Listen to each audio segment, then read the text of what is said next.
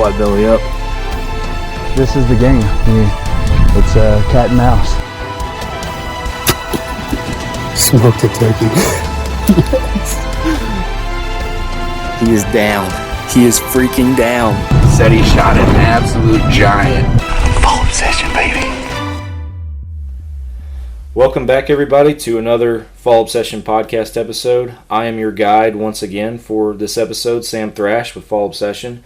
And today I have a special guest with me, my longest-lasting hunting partner, and the man who taught me a lot of what I know today, my dad, Mark. Dad, thanks for being on the show with us today. Thank you, son. I'm glad to be here and with your listeners. Absolutely. We're happy to have you.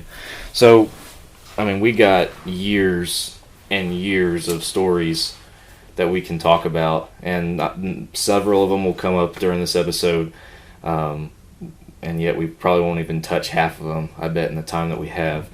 And it's always, I was thinking about this when I was trying to plan for this, on where do we even start with everything that we've done. And a good place to start is always the beginning, and where I started. Right. Hunting with you. I know before I started hunting with you, you had some previous experience hunting in South Carolina. You deer hunted down there pretty frequently, I believe. I deer hunted with some good friends, and we were on a lease there, and we did duck hunting and goose hunting and lots of other things. Of course, we went to Wyoming and hunted mule deer, antelope, and pheasant in Wyoming. So yeah. So I was not around or not old enough during those days, right. The early years, but it was when we came to Texas and got on our lease down in Hamilton. That's when, I guess that you went down there as a guest the first time. You and I went down. I don't remember. You and I went down together with a friend of mine, Ken, and that was our first time. And we just moved to the Metroplex. And he asked, hey, can I take you hunting? And remember, we went down hunting, and we harvested 2 deer that day, 2 does that day. And I remember we came back, you said, oh, hunting's easy, Dad. That was my very first time to ever be in the woods. And I remember Ken and I were field dressing that first deer, and I said, you can stay way over there because you were 7 or 8, so I wasn't sure how you'd react to the gore of field dressing a deer, and you're way off there, and we started field dressing it, and before I know it, you're standing right over looking at everything like, what is that? What is that? So, did you have hopes in that moment? Well, I did. My desire, obviously, I didn't start hunting until I was in my 30s, so my desire was to start you out, and I love hunting. I love being in the woods. I like the quietness, the solitude that it brings you. That's part of my nature, part of who I am as a person. But if you would take on to that, great. And so obviously you did. But and that's where we started hunting down in Hamilton, because we got on that same lease with our friend Ken, and did a lot of hunting down there. And you remember we'd always try to leave early in the morning from the Metroplex, and because it's about a 4 or 5 hour drive. Yeah, about 4 hours. And we get to the lease. What's the first thing we do? Well, the first thing we do is set up camp. We had that spot underneath that big old oak tree, that flat spot off that creek bed that is kind of our go-to. Right. Set up our tent. We didn't have a trailer or a house or anything out there, so we pitched a tent and set up a real. We were on air mattresses, but we set up a real deer camp. Get our fire pit ready. Yeah. It was the real deal. It's a lot. We've been spoiled recently, I feel like, with some of the more recent journeys, and not that I wouldn't be willing to, but makes it hard to go back after you've been staying in a bed with a roof over your head. Well, I've got that tent up in the attic, and I'll bring it down for you and Wyatt one day. There you go. You can stay in the backyard, if nothing else, camp in the backyard. So I remember that campsite, and we have a lot of memories with that campsite, but one that comes to mind, I think we went out there early one year to scout before the season opened, and maybe set up feeders or something, and it started raining on us. Oh, I remember that, yes. That one weekend, and we realized then how close we were to that creek bed. Well, the story is you woke me up about midnight or 1 o'clock and said, "Hey, Dad, we got water all around us. It's like 1 or 2 inches deep." I said, "I'll go back to sleep." A couple hours later, you said, "Dad, I can't feel the ground." And I reached down and I realized there's water everywhere. Yeah. And I looked out, and as you said earlier, it was up by a creek bed, and the road, which is probably 30, 40 yards away, it was like white water. You know, I mean, waves and white water, like you're canoeing. Yeah. And I thought, we got a problem here. And so I said, "Get your shoes on and grab whatever you can." And we waded out. It wasn't quite knee deep around us. It was probably calf deep. Yeah, it was probably 6 or 8 inches deep. But it was coming up fast. It was moving, yeah. And we had no business being there. and we threw the tent and everything up on the higher ground. And I don't know if you remember, for months after that, we found our tins of canned meat and stuff, where it washed out. I remember, because at that point we were like, all right, when it gets light, the rain kind of backs off, we're going to pack up and go home. But as the creek started, even that day, as the creek started recessing, it was, we were walking up and down it, finding stuff that had floated away. And like you said, even weeks and months after that, we were still finding stuff. Do you remember you killing your first deer out there? I do. Your first buck, I should say. My first buck, I do. That was an interesting hunt. I'd already shot a few deer at that point, and that's the one where we were walking down that road, right? I don't know. We finished. I remember we finished a morning hunt, and we're just walking and talking, and you had your rifle. I didn't have a rifle with me. I said, you take yours. About 11 o'clock in the morning. Yeah, about 11 o'clock in the morning, and he said, "There's a deer," and I couldn't see him. I wear glasses, didn't have them on. I couldn't see him, and I said, "Where?" And you pointed out the direction, so I just got on all fours and let my back be your rest, and you were shooting. So. Yeah, Dad gets down all fours, and you're just like, just shoot him. If you can see him, shoot him. I can't see him. And I remember I shot once, and I believe I missed.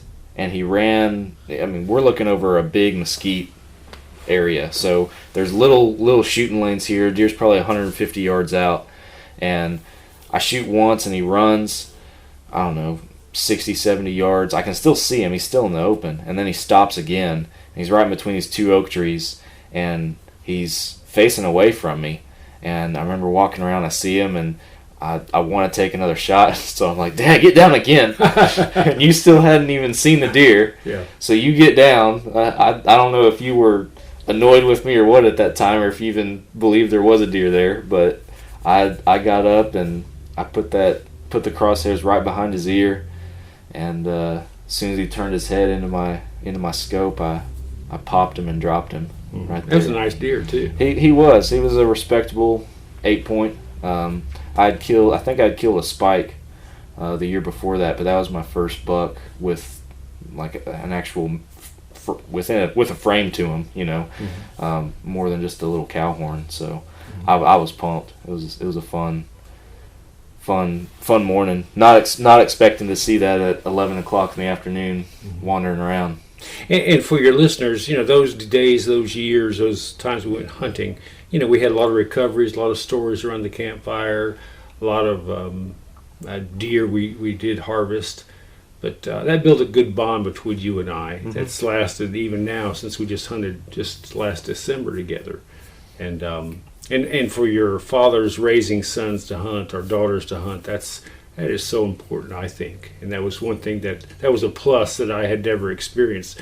My dad hunted birds, but he never took any of us, so never had that experience with my father. But I'm glad you picked it up and taken it long farther than I'll ever take it. It's definitely something I appreciate a lot more now than I did back then, because back then it seemed like it was either, oh man, all excitement, we're going hunting, or it was, man, this sucks, we're out here at 9 o'clock at night dressing a deer. Yeah. I hate this, Yeah. It was either one or the other growing up as a kid, and now in my current situation I realize how important those moments are, you know, the like you say, the bonding in camp, the spending time in a stand together. I didn't realize how much I missed just sitting in a stand with you until a couple years ago when we went on that hunt down in outside of Menard. That hunt out there with you, because that was really the first time since those Hamilton days that we've been in a stand, because we hunted together for a while early on, but then once I started kind of getting the hang of it, even down there in Hamilton, you know, we came time to hunt, we'd split up, you know, you'd go to one stand, I'd go to another, cover more ground that way. So and you know, rightfully so. I think there's different ways that hunters are built, and one of them, a very important one, is through you know, having a mentor figure in their life that can teach them things, and then another part of it is them venturing out on their own and learning by trial and error. Well, it's like a funnel. You know, the more you get more freedom, and the more maturity you show as you hunt, and you know, when you first started hunting, I wouldn't let you hunt alone until after you killed your first deer, and you know, beyond that I would be fairly close, but I would be sitting, as you said, in the wide open, you know, open air. So, and that's one thing that impressed me about you is, you know, of course you have feeders and you have stands and you have certain places you hunt. And I said, where are you hunting this morning, Sam? Oh, I'll go find some open air. And you go find a place and sit down and usually kill something. So yeah, that was cool. I feel like you had better luck doing that than I did. And I'm thinking back, I felt like I didn't have a whole lot of patience. Like 8 o'clock, 8:30 would roll around and I could find somewhere else if I hadn't seen anything. And early on I learned my lesson too, because I messed myself up several times doing that, because, you know, about 8:30 is when you get that second wave of morning activity. And like we're talking about, learning things the hard way on your own, that's one of them that I had to figure out, was be more patient. Yeah. Remember that when you killed up on the other side of the road, we hunted about a 329 acre lease. Half of it was on one side of the road, half on the other side of the road, but it was on big chocolate brown horns. I do remember. That's still one of my favorite bucks to date. I still have him hanging on the wall. Yeah, the first half of the property, and where that first story that we told about my first buck, where that was, it was a lot of short little little hills, cedars, mesquites, and then the other side seemed like it was a lot more open, and then, like you're talking about, had that really big hill ridge, kind of on the backside. Right. So, but yeah, so I went up there, and I'm not afraid to say it now, but so there were several guys on this lease, and one of the stipulations that we had was that guys were okay with other guys hunting each other's stands as long as the guys who had those stands weren't there. So we were there. This one guy had a stand up on this hill, and he had put a padlock on that blind. So, and I'd driven off, so you're by yourself. You dropped me off and took off, and I walk up to the blind, and I'm like, well, there's a padlock there, and I brought my own chair, so I sat down right next to the blind. Just, okay, you know, we'll still try this. And I think a doe came out under the feeder briefly, and then she walked away. And I remember it's getting right at dusk, and I look out to my left, and the grass is about, I don't know, waist to chest high out there. Like, it's tall grass out there off to my left. And I just see these chocolate horns moving through the grass. And eventually this head comes up and looks at me. And I'm like, oh man, that's a good buck. And so as soon as he turns his head, I throw my gun up and I put those crosshairs just right behind his ear and shot and dropped him. So that was a cool buck. He was an old deer, and I don't think I've ever seen a deer since then with chocolate horns, like as dark as those were. Like that was dark horns. Yeah, they were cool. Yeah, I was happy with that for sure. And one thing we used to do is, you remember this is a tradition we'd have. We'd go the morning hunt, probably eat a Pop-Tart each of our bags, you know, to go sit in the stand, and we'd finish the morning hunt and come back and have breakfast. Uh-huh.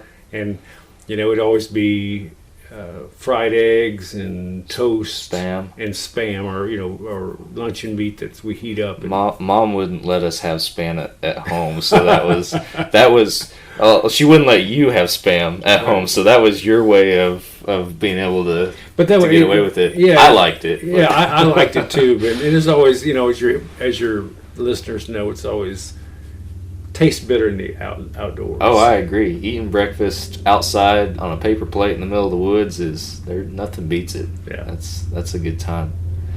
So you had another stand back on that side we talked about first, not too far from where I shot that first buck in that mesquite area. That stand up on the hill back there, it seemed like every time you hunted up there, you always saw bucks.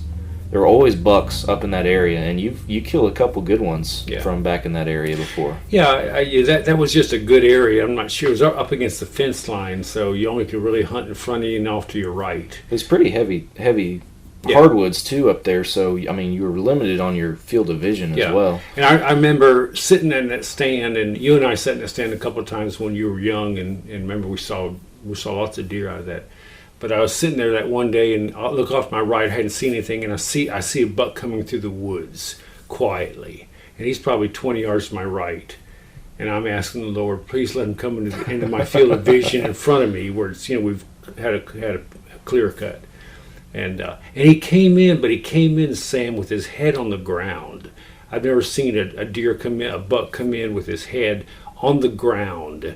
Didn't walk in, but it's almost like he's a crawling in, and I saw him, and I had a double take and had to wait, because it's different when he's coming in with his head on the ground. I had to get a little further. I remember you came and picked me up, and having looked down, I said, "Yeah, I shot a little basket 8," and it was a nice deer. It had pretty good horns. It was probably a 120, 130 class. Yeah, which for out there at the time was. That was about as big as they got. Yeah. He was that 10 point though. He was really wide, wasn't he? Yeah. He probably had about an 18-20 inch inside spread. Yeah. Like he was a really nice deer. Yeah, nice body too. So yeah, that was. But like you said, that was always a good stand to hunt on. And I remember one time. We had a friend that put up a blind up there, kind of on a slope with the wide open. And he put a food plot there. And I remember it was during the rut, and I remember a doe and buck were chasing each other, and you were shooting like crazy. I forgot about that. I just thought it just popped in my mind just now. I believe you were in the blind, and then I was back in the woods a little bit behind, and they just kept running around, and I was pretty young, and I don't think I'd been hunting by myself a whole lot, and I just, now that you mention it, I'm remembering that hunt. I remember them chasing each other around, going in and out of that food plot and in and out of the little clearing in front of me. And I don't know I can't remember how many shots I popped off trying to shoot that buck. And I remember walking up to you and you said, were you shooting at those 2 deer? And I said, yeah, I was. And you told me, you said the buck wasn't very big. I remember that. Yeah, I remember you telling me the buck wasn't very big. Yeah. The relief in your voice that I did not actually shoot him. You didn't say that. You just said the buck wasn't really big. And now looking back on it, I remember them running in front of me. I don't remember the size. I just remember that buck chasing that doe, and you were popping off shot after shot. And we went out there one time. Remember, and listeners, the lesson is always have enough ammo, because we're trying to sight our rifle in, or one of the rifles. I know we both used 243s at the time, and we couldn't get one sighted in. We were running out of ammo, and we had to go back into town, and they bought the last 2 boxes of ammo that they had to try to. I remember that. Yeah, we're trying to sight it in, and it was just all over the map, and couldn't figure out where the shot was going, and. That's why you bow hunt. That's why you reuse your ammo. And your listeners don't know this, but I started you out on iron sights. I wanted you to learn how to shoot with iron sights. Mm-hmm. And you had your grandpa's 22. That was my first gun ever. That little single shot 22 long rifle, iron sights. That was the first gun I ever shot. Right. And the gun I learned to shoot on. And then I upgraded to the 22 with a scope on it that it had like a 6-round magazine, I think. Right. And then finally I got a 243 youth model, and I remember the first time I shot that gun. You're over here reminding me about that scope. Yeah. The first time I shot that gun, I tucked myself right up on that scope, and I don't have to go into detail. Y'all know, if you know about shooting guns, you know what happens. I was right up on that scope, and it popped me right on the bridge of my nose. I had this big old bruise on my forehead for a week. Yeah, and you were whimpering until we got up to the target, and you hit the target pretty good. Yeah, I don't remember how good I hit. I just remember that I was pleased with my shot when I walked up to it. Yeah. So, and after that, I was good. I got a lot more comfortable with that rifle. Mm-hmm. Well, I mean, we could talk about old stories in Hamilton. We could talk for hours about those stories, because there's hundreds of stories. But I wanna fast forward a little bit more recent to some of the hunts that we've had here within the past 2-3 years, because we went through a little spell where we either didn't have a lease after Hamilton. We either didn't have a lease, or we were hunting on smaller properties, or bigger property, but just didn't have a way to get around with before we. Yeah, that is a good one. We had that lease only for 1 year, I think, up in near Paris, Texas, close to the Red River, and you had a 2-wheel drive truck at the time, right? And it's logging country, and when it gets wet, which most of the time it was wet, it's just slick. Yeah, you can't stay on the road. We had one guy in camp that he was there one point when we were there, and he had an extra 4-wheeler, and he let us borrow it, I remember, for a couple days, and it made our life so much easier, and then he left, and the rest of the time was back to suffering. But yeah, so we've hunted lots of different properties, different sizes, different capacities, different deer. I remember when we were hunting down in the Weatherford area. That's probably one of the properties that we've been on with some of the best quality of bucks, for a lease that we've had. Because I know that we saw quite a few good bucks, and I think both of us have killed some pretty respectable deer out of that area. So that was a fun place to hunt. And then more recently, with kind of the up and coming of fall obsession and opportunities to hunt that have come our way, a couple years ago we went down for a hunt with you on a ranch down near Menard, right? Which that was a pretty fun time for us. Like I said earlier, it's the first time we were in a stand in several years together, almost 10 years probably at the time, right? I think so. And we had some interesting hunts there. I remember that one buck that came out behind us, the one with all the kickers.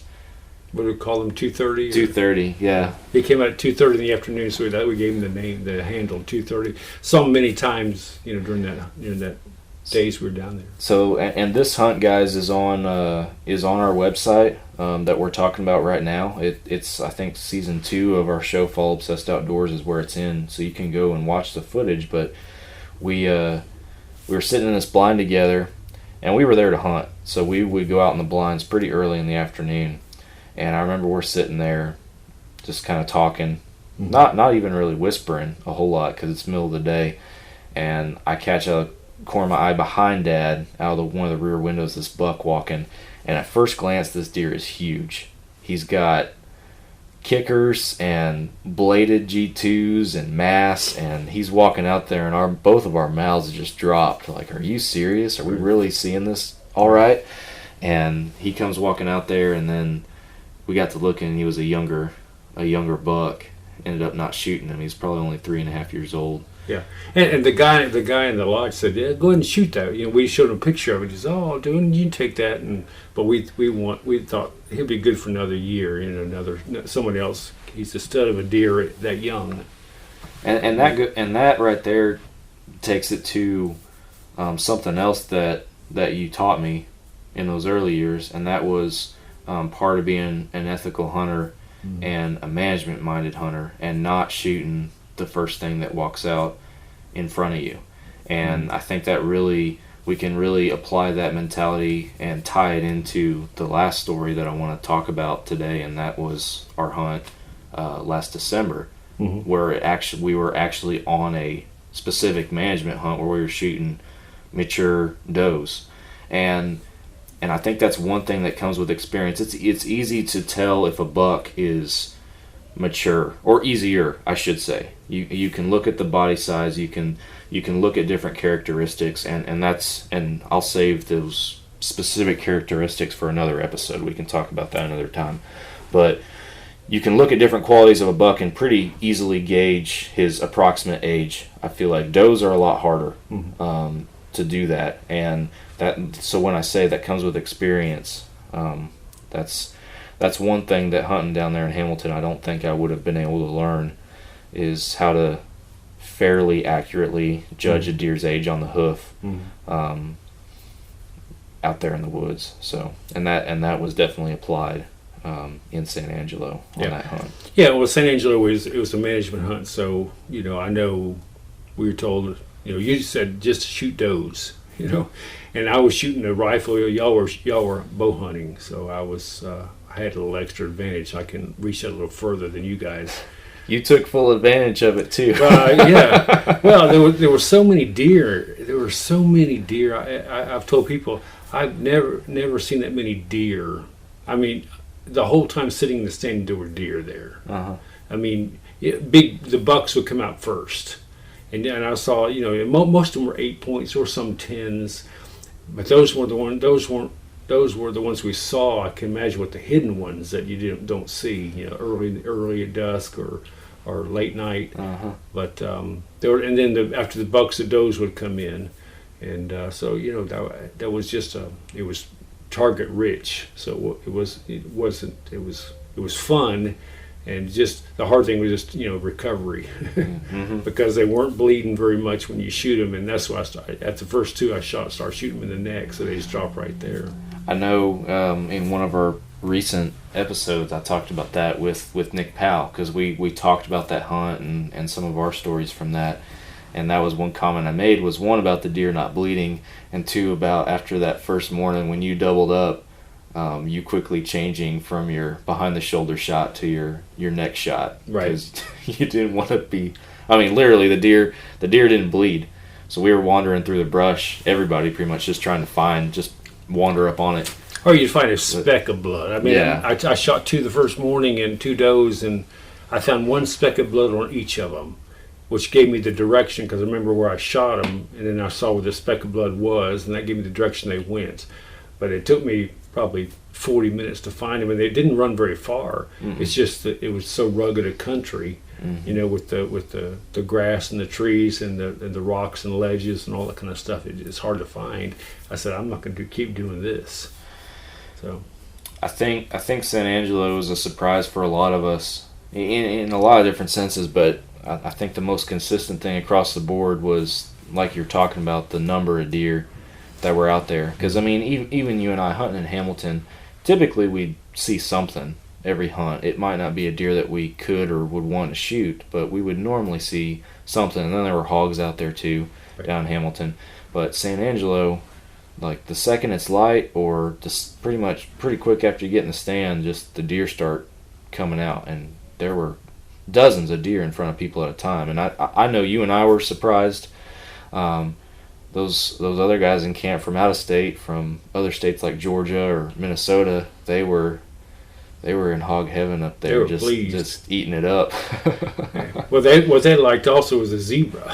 Yeah, we talked about that too, having exotics out there, and we were told there were exotics, but we weren't told that there were zebras walking around. They're huge. We drove by and it's like, man, that's a huge animal. Yeah, they're not just tall, they're stocky, they're thick, they're built.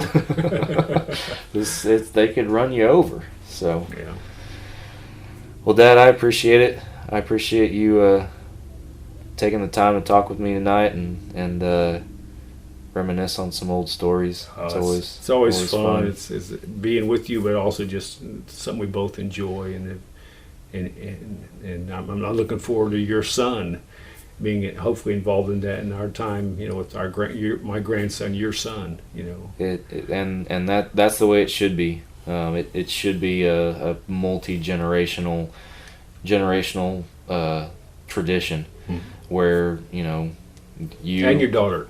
And my daughter, yeah. You started it. I mean, like you said, your dad hunted, but you never had the same scale of interaction with him that you did with me in the woods. So you started it, and by bringing me out there, and now we're still hunting together. We're still going on hunting trips together and carrying on that tradition. And now we got another generation that here in a few years will be able to be a part of that. And so that's a big thing that I look forward to as well. And I know, like out there where we were hunting in San Angelo, Nick Latham, he had his son out there with him. First deer, and not only getting to see the kids' excitement on shooting those deer, but also Nick. And Nick was probably more excited about it than Dawson was. Yeah. And that right there gets me pumped up too, because I want that. I want to be a part of that, and I know you know what that's like too. So I'm looking forward to it. But guys, thanks for listening. We appreciate you all tuning into another episode. If you haven't already, be sure that you subscribe to our podcast and follow us on social media. We're going to have a lot of good stuff coming in the very near future. So hit that subscribe button and look for our next episode next Monday morning, and we will talk to you then.